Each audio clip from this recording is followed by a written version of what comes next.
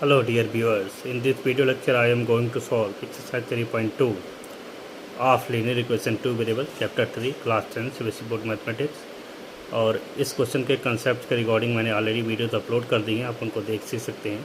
यहाँ पर मैं क्लियर करता रहूँगा। पहला क्वेश्चन है from the pair of linear equations in the following problems and find their solution graphically, यानी कि जो भी बर्ड प्रॉब्लम्स दी गई हैं उनको आपको पेयर बनाना है और ग्राफिकली उनका सोल्यूशन भी फाइंड आउट करना है।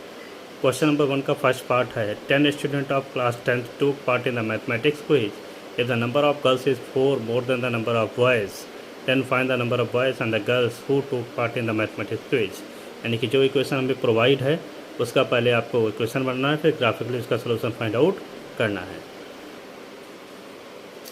Let number of boys who took part in mathematics quiz is small s. Number of girls who took part in mathematics is equal to small y. ये दिया गया है। Then find your solution graph निकालना है। तो पहले case में क्या रखा है आपसे 10 स्टूडेंट टोटल स्टूडेंट 10 है, तो number of boys plus number of girls कितना हो जाएगा 10। और सेकेंड कंडीशन में आपसे क्या रखा है, इसमें कहा गया कि number of girls is 4 more than the number of boys. Girls का नंबर जो है बॉयज़ नंबर से 4 ज़्यादा है, ये आपसे कहा गया। Number of girls is 4 more than the number of boys, तो बॉयज़ का नंबर x है और गर्ल्स का नंबर बॉयज़ से 4 ज़्यादा है। y plus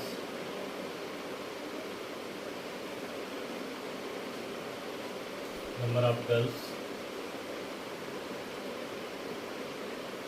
minus number of boys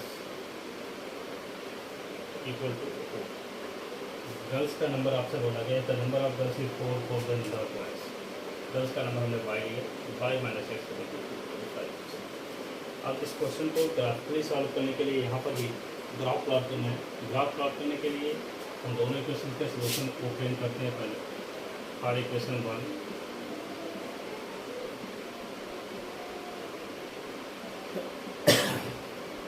x Y. अब x की वैल्यू वैसे मैंने यहाँ पर x का वैल्यू 5 रखा तो y भी 5 आ जाएगा।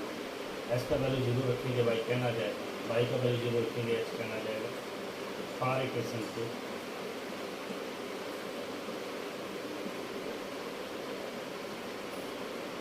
एक्स वाई, यहाँ देखिए इसमें y equal to 4 plus x है, ये इक्वेशन हो जाएगा। अगर x का वैल्यू 0 रखेंगे y 4 आ जाएगा, x वैल्यू 2 रखेंगे y 6 आ जाएगा। देखिए यहाँ पर, और अगर x का वैल्यू मैंने 6 रखी है तो y का वैल्यू 10। इस तरीके से हमारे कुछ पॉइंट्स ओपन हो गए हैं। अब इनको हम एक ही ग्राफ पेपर पर रिप्रेजेंट कर देंगे। This is over, this is x and x is x, this is y and y. 2 4 6 8 10, यहाँ पर भी 2 4 6 8 and 10। पहला पॉइंट 5 फ्रॉम 5, तो यहाँ 5 दिस इज 5, इस तरीके से आ जाएगा। x 0 y 10 यहाँ आ जाएगा और x 10 y 0 ये। 3 पॉइंट पहली इक्वेशन के लिए होगा और इस तरीके से पहली इक्वेशन का जवाब आपका बनता होगा। सेकेंड एक्स 0 बाई 4 ये हो जाएगा, एक्स 2 बाई 6 यहाँ हो जाएगा, एक्स 6 बाई 10 एक्स 6 है और वाई 10 ये यहाँ पे। इसका ग्राफ आप प्लॉट करेंगे। देखिए ये बाई बोर्ड पे कर रहे हैं हम, तो हो सकता है इतना एक्यूरेट चीज़ें ना हो, और आप ग्राफ पेपर पे करेंगे तो एक्यूरेसी बहुत ज़्यादा रहेगी और एकदम परफेक्ट रिजल्ट आएगा। अब ये ग्राफ जिस पॉइंट पे इंटरसेक्ट कर रहे हैं यही आपका सोल्यूशन हो जाएगा। इसके जो भी कोऑर्डिनेट होंगे वो आपका सोल्यूशन हो जाएगा। मैं देख पा रहा हूँ ये इस तरीके से पॉइंट इंटरसेक्शन आ रहा है। ये पॉइंट आप इंटरसेक्शन पॉइंट की अगर इसके कोऑर्डिनेट देखें तो 3, 7 आ रहा है। तो ये पहली कंडीशन को सेटिस्फाई कर रहा है और दूसरी कंडीशन को भी सेटिस्फाई कर रहा है कि जो नंबर ऑफ बॉयज़ है वो आपका हो जाएगा 3 और नंबर ऑफ गर्ल्स जो है वो 7 हो जाएगा। अब आंसर चेक करते हैं हम लोग तो हमारा रिजल्ट वेरीफाई हो जाएगा।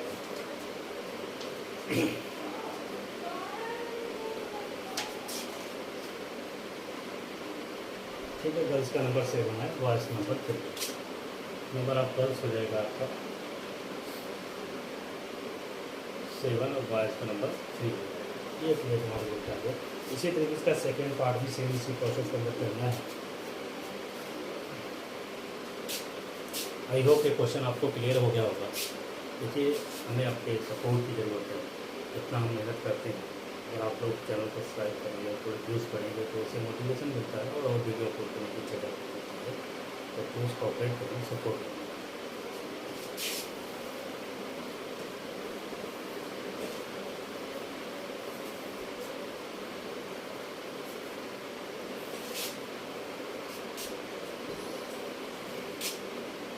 सेकेंड क्वेश्चन नंबर 1, इसमें क्या रहता है, 5 pencils and 7 pens together cost 50। 5 pencils और 7 पेन का टुगेदर कास्ट कितना है, 50 रुपीज़ है। क्वेश्चन में क्या पढ़ दे रहा हूँ। इसमें कहा गया है सेकेंड में, 5 pencils and 7 pen together cost 50, 7 pencils and 5 pens together cost 46। Find the cost of pencil and cost of pen के लिए हमें काम करना है। तो यहाँ पर हमें दिया गया है 5 पेंसिल और 7 पेन्स टुगेदर कास्ट 50 है। तो left cost of 1 pencil small 8 rupees, cost of 1 pen small 5 rupees. अब केस फर्स्ट, इसमें क्या रखा है आपसे 5 पेंसिल, तो 5 पेंसिल का 5x हो जाएगा, 7 पेन का 7y हो जाएगा। दोनों का प्राइस कितना हो रहा है, 50 रुपीज़ हो रहा है। सेकेंड वेर 7 पेंसिल का 5 कितना हो जाएगा, 7x हो जाएगा, और 5 पेंस का 5y हो जाएगा। ये टोटल अमाउंट हो रहा है, तो टोटल अमाउंट हो रहा है 46। अब इस दोनों इक्वेशन का ग्राफ जो है वो आप चाहे जैसा मैंने क्वेश्चन ट्राई किया उसी तरीके से सेम प्लॉट करेंगे, और प्लॉट में जो सोल्यूशन आएगा उसको आप कमेंट बॉक्स में राइट करेंगे कि सोल्यूशन आपका सही है, ठीक है। क्लियर हो गई बात नहीं, तो इसको आप कंप्लीट कर लीजिएगा और ये आपसे हो भी जाएगा। अब हम लोग क्वेश्चन नंबर सेकेंड की बात करेंगे, सेम क्वेश्चन की। According to question number 2, on the comparing the ratio 7/A2, B1/B2, C1/C2, find out whether the lines representing the following pair of linear equations intersect at a point, are parallel or coincident। आपको कुछ equations दी गई, आपको check करना है कि वो कब parallel होगी, कब कोइंसिडेंस होगी, इसके बारे में बताना है। Now we are discuss about this question. सबसे पहले अगर हमारे पास दो स्टैंडर्ड फॉर्म है, a1x b1y plus c1 equal to 0, पहला इक्वेशन है, a2x b2y plus c2 equal to 0, दूसरा इक्वेशन। ये दोनों इक्वेशन, तो पहला कंडीशन है a1/a2 is not equal to 0।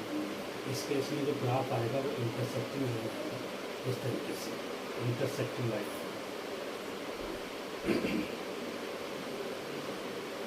ये चीज़ और सोल्यूशन कंसिस्टेंट, सोल्यूशन कैसा होगा, कंसिस्टेंट होगा और यूनिक सोल्यूशन होगा, यानी कि एक ही सोल्यूशन पॉसिबल करेगा पहले कंडीशन।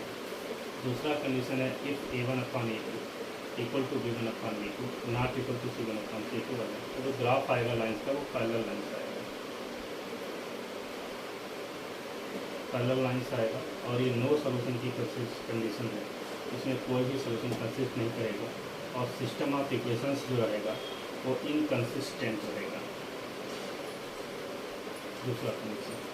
और थर्ड कंडीशन सेम इक्वेशंस के लिए होता है, अगर a1/a2 इक्वल्स b1/b2 और इक्वल टू c1/c2 है, तो इस केस में जो ग्राफ आता है वो कोइंसिडेंट लाइन आता है।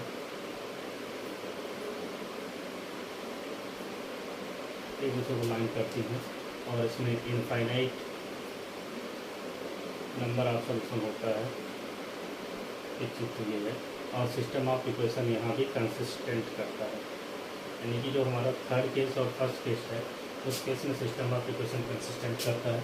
जब पैरेलल लाइन की कंडीशन आती है तो सिस्टम ऑफ इक्वेशन कंसिस्टेंट नहीं करता। ये टॉपिक बहुत ज़्यादा है, एकदम इम्पॉर्टेंट है बोर्ड के लिए। इससे रिलेटेड कुछ न कुछ बोर्ड एग्जाम में 100% इस टॉपिक पे क्वेश्चन पूछता है। बहुत सारे क्वेश्चन इस पर बनते हैं। सबसे ज़्यादा अगर इस चैप्टर में इम्पॉर्टेंट चीज़ें हैं तो सबसे ज़्यादा ये इम्पॉर्टेंट है इन कंडीशंस पे जो क्वेश्चन बनते हैं ये, साथ ही साथ एक सिस्टम ऑफ इक्वेशन दे दिया, उनको ग्राफिकली सॉल्व करिए। सॉल्व करने के बाद वो ट्रायंगल एक्स एक्सेस के साथ वाई एक्सेस के साथ आगे क्वेश्चन ऐसे आएंगे जो बना रहे हैं, उसका एरिया निकालना। और थर्ड इससे वर्ड प्रॉब्लम्स है। तीन ही टाइप के क्वेश्चन बोर्ड एग्जाम में क्वेश्चन पूछे जाते हैं जिनसे हमें मैक्सिमम सबसे ज़्यादा फोकस करना है। ये चीज़ आपको क्लियर हो गई होगी। अब यहाँ पर जो पहला इक्वेशन हमने दिया है कंपेयरिंग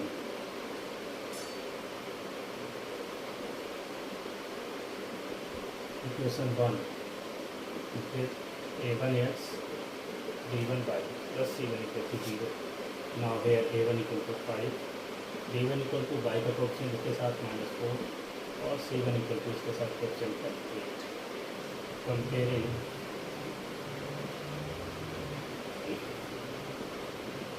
इक्वेशन 2 के a2x b2y plus c2 equal to 0। here a2 equal to 7 है, b2 equal to 6 है और c2 equal to -9। ये तीन आपको a2 is 7, b2 is 6 and c2 is -9, ये सारी चीज़ें आपको अवेलेबल हो जाएंगी। नाउ आप देख रहे हैं a1 upon a2 this is 5 upon 7, b1 upon b2 this is -4 upon 6। here a1 upon a2 is not equal to b1 upon b2, this is 1/2/3। दोनों इक्वल नहीं आए तो इस सोल्यूशन कैसा होगा? पहली कंडीशन क्लियर होती है हमारी, ये इंटरसेक्टिंग लाइन्स आएंगी, सोल्यूशन कंसिस्टेंट होगा और यूनिक सोल्यूशन होगा। क्वेश्चन में क्या पूछा गया था? क्वेश्चन में पूछा गया लाइनें कैसी होंगी? इंटरसेक्टिंग लाइन्स होंगी, पैरेलल होंगी, कोइंसिडेंट होंगी। तो आप सिंपली बोलेंगे lines are intersect at a point. यही काम इसके सेकेंड पार्ट में और थर्ड पार्ट में करना है। तो सेकेंड थर्ड पार्ट आप सेल्फ ट्राई कर लेंगे, सेम इसी भी आपको कंपेयर करना है। जो भी कंडीशन आती है हमारी इंटरसेक्टिंग की आती है आप बोल देंगे इंटरसेक्टेड पॉइंट हो रहे हैं। अगर हमारी पैरेलल लाइन की कंडीशन आती है पैरेलल लाइन्स बोल देंगे, कोइंसिडेंट लाइन की आती है तो कोइंसिडेंट लाइन बोल देंगे। इस तरीके से इसके क्वेश्चन नंबर 2 के सारे पार्ट कंप्लीट हो जाएंगे। आई होप आपको ये क्लियर हो गई बात। अब हम क्वेश्चन नंबर 3 की अगर बात करें, थर्ड में क्या कहा गया ध्यान दीजिए। क्वेश्चन नंबर 3 इसी एक्सरसाइज का, on comparing the ratio a1/a2 b1/b2 c1/c2 find out whether the following pair of linear equations are consistent और इनकंसिस्टेंट। यानी कि काम यही करना है, इतना काम सारा यहीं तक करना है। इसमें सिर्फ ये कहा गया कि पेयर ऑफ इक्वेशन कंसिस्टेंट होगा या इनकंसिस्टेंट होगा। तो कंसिस्टेंट होने के लिए दो कंडीशंस हैं, हमारा यूनिक सोल्यूशन का कंडीशन होना चाहिए और कंसिस्टेंट का सोल्यूशन होना चाहिए। अगर दो ही कंडीशन मिलती है, जब लाइनें कोइंसिडेंट्स हैं और जब लाइनें इंटरसेक्ट पॉइंट हैं, तो सिस्टम ऑफ इक्वेशन कंसिस्टेंट है। In the case of parallel lines system of equation inconsistent है। तो आपको सिंपली क्या करना है, जो भी इक्वेशन थर्ड में दी गई हैं सारे पार्ट्स में, उनको स्टैंडर्ड फॉर्म से कंपेयर करना है। कंपेयर करने के बाद ये रेशियोज फाइंड आउट करने हैं। अगर पैरेलल लाइन की कंडीशन आती है आप बोल देंगे सोल्यूशन ऑफ इनकंसिस्टेंट है, और अगर यूनिक लाइन की कंडीशन इंटरसेक्टिंग लाइन की कंडीशन और कौन सी लाइन की कंडीशन आ रही है तो आप बोलेंगे सिस्टम ऑफ इक्वेशन कंसिस्टेंट हो रहा है। अब हम एक पार्ट इसका करके आपको बता दे रहे हैं, रिमेन पार्ट आप आसानी से सॉल्व भी कर सकते हैं। क्वेश्चन नंबर 3 का थर्ड पार्ट है 3/2x + 5/3y = 7। थोड़ा इक्वेशन स्टैंडर्ड फॉर्म में नहीं कर लें अगर हम, तो ये 3 3 या 9x 5 2 या 10y अपॉन 6 = 7। 9x + 10y = 42 या 9x + 10y - 42 = 0। इक्वेशन यहाँ पर 9x - 10y - 14 = 0 equation second. Now comparing equation 1 a1x b1y + c1 = 0, इधर a1 = 9 b1 = 10 और c1 = -4। कंपेयरिंग इक्वेशन 2 पे a2x b2y + c2 = 0। तो यहाँ पर जब इसका कंपेयर करेंगे तो at the place of a2 9 है, प्लेस ऑफ b2 -10 है, c2 के प्लेस पर -14 है। Now a1/a2 9/9, b1/b2 10/-10, c1/c2 -42/-14। ये वैल्यू बढ़ती है। अगर हम a1/a2 सिंप्लीफाई करें दिस इज 1 और b1/b2 सिंप्लीफाई करें this is -1। Here a1/a2 is not equal to b1/b2। तो यहाँ पर अगर हम बात करें तो पहली कंडीशन क्या आ रही है, a1/a2 is not equal to b1/b2। तो अगर इसका ग्राफ प्लॉट किया जाए तो इंटरसेक्टिंग लाइन्स आएगा, सॉल्यूशन कैसा आएगा, यूनिक आएगा।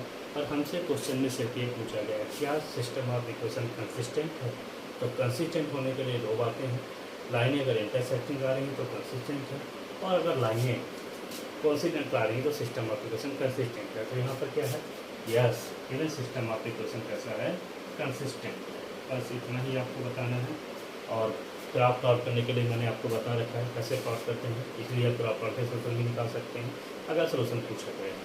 आई होप इसके थर्ड के जो रिमेनिंग पार्ट है वो इसी कंसेप्ट से आप लोग कर लेंगे। अब हम लोग बात करेंगे क्वेश्चन नंबर 4।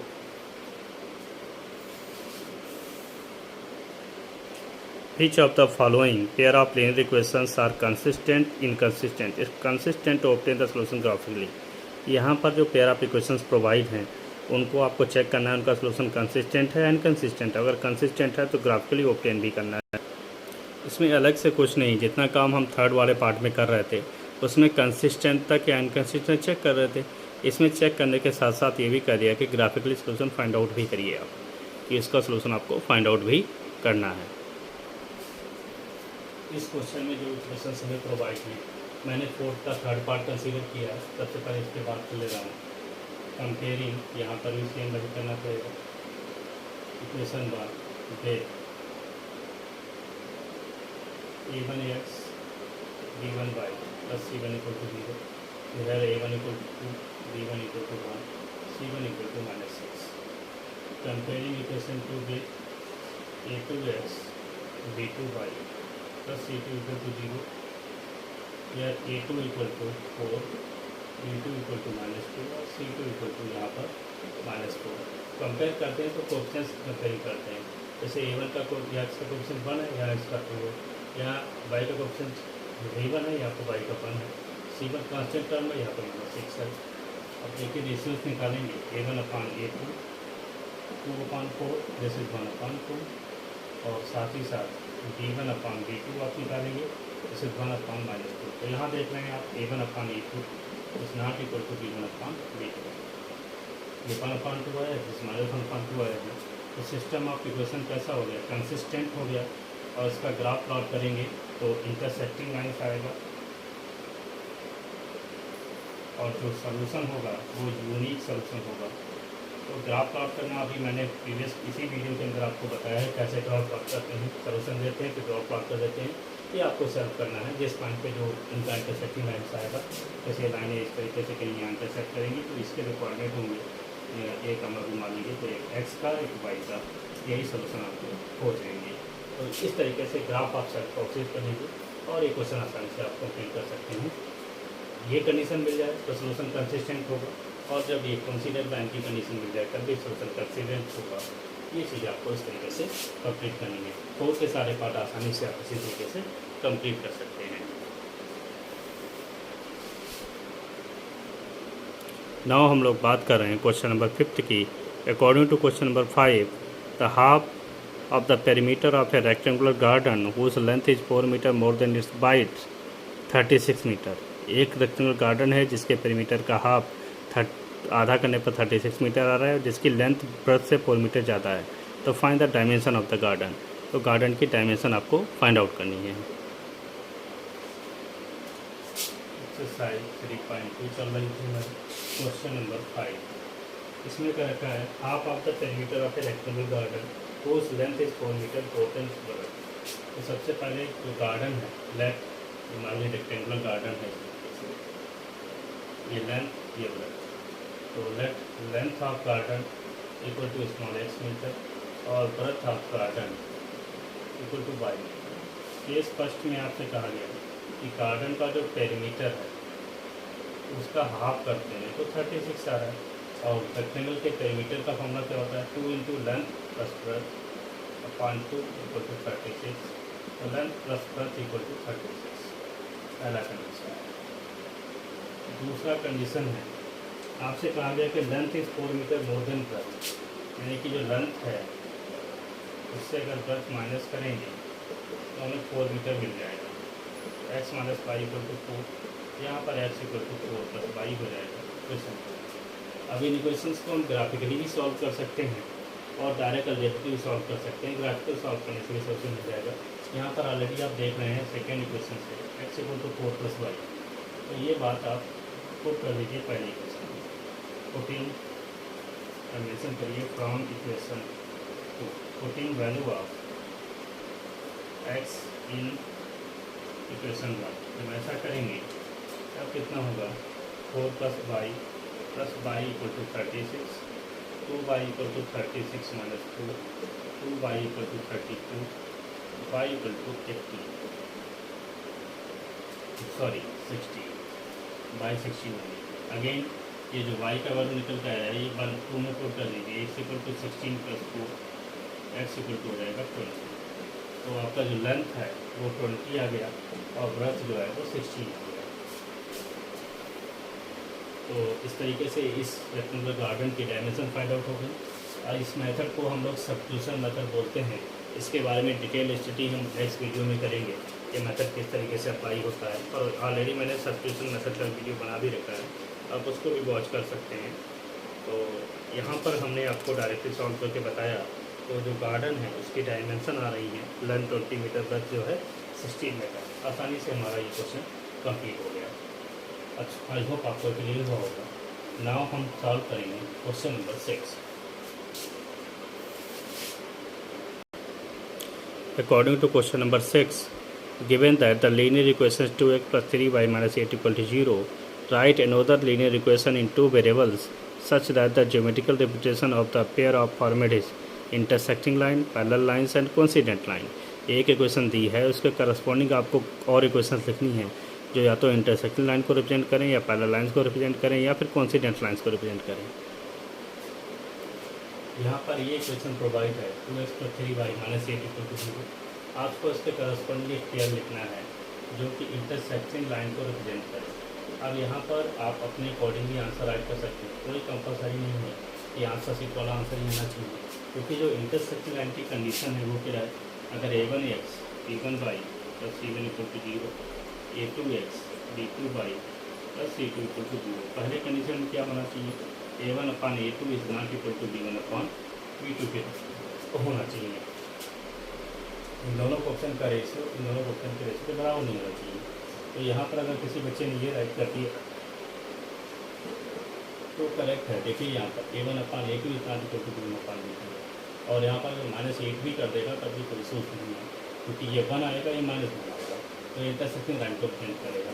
अगर कुछ अलग लिखना चाहता है तो जैसे 4x कर दिया, -6x कर दिया, यहाँ पे 16 कर दिया। अब देखिए this is 1/2, this is -1/2, this is 1/2, तो यहाँ पर ये कंडीशन होल्ड हो जाएगी। अगर पैरेलल लाइन की कंडीशन की बात करें तो पैरेलल लाइन की कंडीशन में आता था a1 upon a2 equal to b1 upon b2 not equal to c1 upon c2। इस केस में जो पहला इक्वेशन था 2x plus 3y -8 equal to 0 है। अब आपको ये कंडीशन होल्ड करानी है, तो आप चाहें तो 2x plus 3y सिमिलर ही रखिए, यहाँ पर उस कांस्टेंट चेंज कर दीजिए। अब देखिए यहाँ पे 2/2 1, 3/3 1, -8/10 नॉट इक्वल टू, ये कंडीशन होल्ड हो जाएगी। पैरेलल लाइंस को चेंज करेंगे। कॉन्सिडेंट लाइन चेंज करने के लिए बहुत ईजी है कि पहला इक्वेशन जो प्रोवाइड है 2x plus 3y minus 8 equal to 0, इसी इक्वेशन में किसी कॉन्स्टेंट से कोडेड कर दीजिए। जैसे 2 से पूरी इक्वेशन को मल्टीप्लाई कर दिया। अब देखिए क्या होता है, this is 1/2, this is 1/2, this is 1/2, तो कॉन्सिडेंट लाइन को रिप्रेजेंट करेगा। तो तीनों कंडीशन होल्ड करने के लिए जो कॉन्सिडेंट लाइन की कंडीशन थी वो ये थी a1 upon a2 equal to b1 upon b2 equal to c1 upon c2। Hold करने के लिए हमने बस कंसेप्ट को यूज़ किया। ये क्वेश्चन भी बहुत इंपॉर्टेंट है, आप वेरी इंपॉर्टेंट लगा सकते हैं इसको, ठीक है। काफ़ी एग्जाम है, बोर्ड्स के लिए इंपॉर्टेंट है, और ये कंडीशंस को आपको ध्यान रखना है। इसके कॉरस्पॉन्डिंग इस तरीके से क्वेश्चन लिखनी है कि ये कंडीशंस होल्ड होनी चाहिए। अगर ये कंडीशंस होल्ड हो गई तो आपका आंसर करेक्ट है, आपको अपने आप को वेरीफाई भी करना है, बस ये ध्यान रखना है। आई होप आपको क्वेश्चन नंबर 6 क्लियर हुआ होगा। अब हम लोग बात करेंगे question number 7।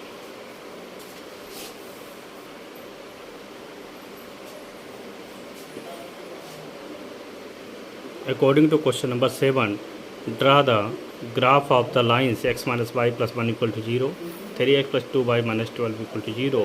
Determine the coordinates of the vertices of the triangle formed by these lines and the x-axis and set the triangular region। आपको क्या करना है, दोनों इक्वेशन का ग्राफ प्लॉट करना है और जो ट्रायंगल बना रही है एक्स एक्सिस के साथ दोनों लाइनें, उसको आपको क्या करना है, सेटेड करना है। साथ ही साथ जो ट्रायंगुलर रीजन बन रहा है उसके वर्टिसेस के कोऑर्डिनेट भी बताने। यहाँ पर ये दोनों इक्वेशन प्रोवाइड है, x minus Y plus one equal to 0 पहला इक्वेशन प्रोवाइड है, second 3 plus 2y minus 12 equal to provide. इन दोनों इक्वेशन का ग्राफ आपको एक ही इक्वेशन प्लॉट करना है। यहाँ पर x equal to y minus 1 हो जाएगा अगर ट्रांसफरिंग करें तो। अब हम उसी तरीके से इसका 3 पॉइंट निकालेंगे। 2 पॉइंट से भी काम चल जाता है, लेकिन कोशिश करिए 3 पॉइंट निकालने की। अब देखिए इसमें y का वैल्यू 1 रखोगे तो x 0 आ जाएगा, y का वैल्यू 4 रखोगे x 3 आ जाएगा, और अब y का वैल्यू अगर -1 रखोगे तो x -2 आ जाएगा। इस तरीके से ये पॉइंट आपके आए। इस इक्वेशन की बात करें तो यहाँ पर 3x equal to 12 minus 2y हो जाएगा, या x equal to 12 minus 2y point transposing कर लेते हैं और इसका भी पॉइंट उसी तरीके से ऑब्टेन करेंगे x y। अब y का वैल्यू आपने जैसे ही 6 रखा तो 6 इज 12, 12 माइनस 12 0 आ जाएगा, और आपने अगर y का वैल्यू 3 रखा तो 3 टू जा 6, 12 माइनस 6 2 आ जाएगा, 2 3 आ जाएगा।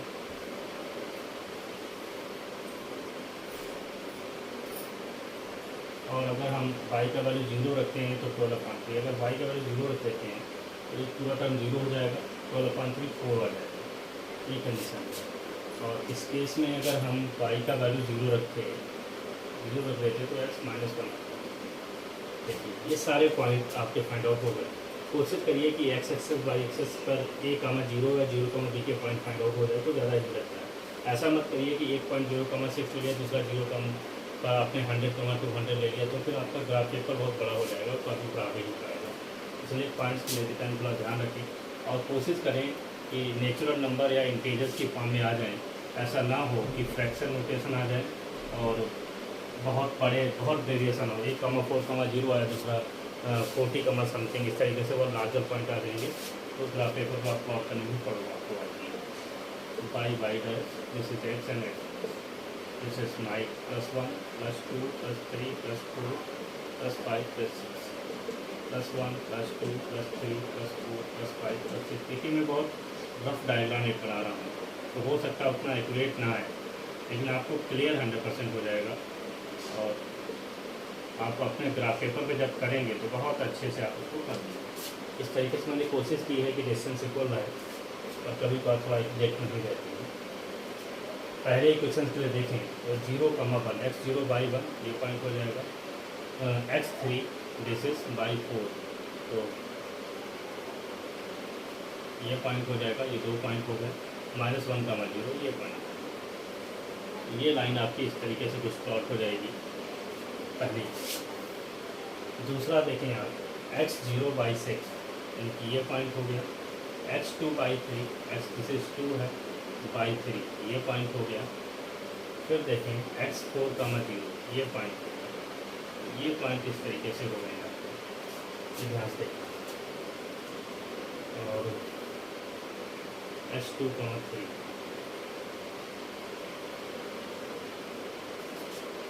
2, 3 दोनों पे ही, और इस तरीके से आप इस ग्राफ को आसानी से प्लॉट कर सकते हो।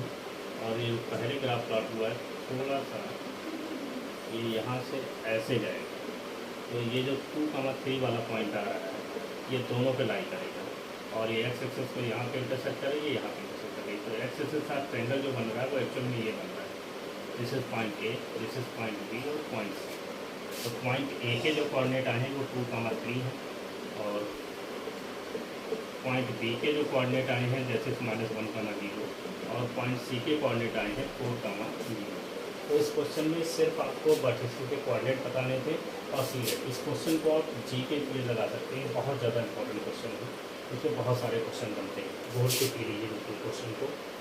तो ट्रायंगल को सेटेड कर दिया आपने, एक्सेस का जो ट्रायंगल बनाया, कभी बार पूछ लेता है कि जो एक्सेस का ट्रायंगल बना रहा है उसका एरिया भी निकालो। एरिया ऑफ ट्रायंगल क्या होता है, 1/2 बेस इंटू हाइट, ऑलरेडी हमने पढ़ रखा है। तो इस ट्रायंगल का बेस जो है वो यहाँ शुरू हो रहा है, यहाँ से यहाँ तक, तो ये 0 है, तो ये डिस्टेंस नेगेटिव ही लेंगे। This is 1 unit, this is 1 unit, this is 1, this is 1, this is 1, total 4 unit इधर है, 1 इधर है, यानी कि 5 यूनिट का बेस हो गया। और हाइट की बात करें तो ये हाइट है, हाइट की बात करें जैसे 3 यूनिट, यानी कि 15/2 यूनिट स्क्वायर इसका एरिया आ जाएगा। इस तरीके से किसी भी ट्रायंगल का एरिया निकाल सकते हैं। साथ ही साथ अगर आपसे पूछे कि ये जो बाई एक्सिस के साथ ट्रायंगल बना रहा है, ये वाला ट्रायंगल बाई एक्सिस के साथ बन रहा है, ये इसको अगर डी देखें, इसको ई, तो ए के कोऑर्डिनेट तो वही रहेंगे, डी के कोऑर्डिनेट हो जाएंगे 0,6 और ए के कोऑर्डिनेट हो जाएंगे 0,1, और इसका यही एरिया इसी प्रोसेस में आप ऑब्टेन कर सकते हैं। ये भी आसानी से हो सकता है। इस क्वेश्चन की आपको बहुत प्रैक्टिस करने की ज़रूरत है। इस पर बहुत सारे क्वेश्चन बनते हैं, ये सबसे ज़्यादा इंपॉर्टेंट क्वेश्चन है, ये मेथड इंपॉर्टेंट है आपके बोर्ड एग्जाम्स के लिए। और मैंने इस वीडियो में आपको 3.2 एक्सरसाइज एक्सप्लेन करने की कोशिश की है, एक प्रयास किया है। अगर आपको वीडियो अच्छा लगे तो प्लीज़ लाइक करें। I needs your motivation and support for growing अपने चैनल। अगर आप लोग करेंगे ऐसा तो मैं और भी वीडियोज़ आपको प्रोवाइड करूँगा और मुझे भी अच्छा लगेगा। Thank for watching.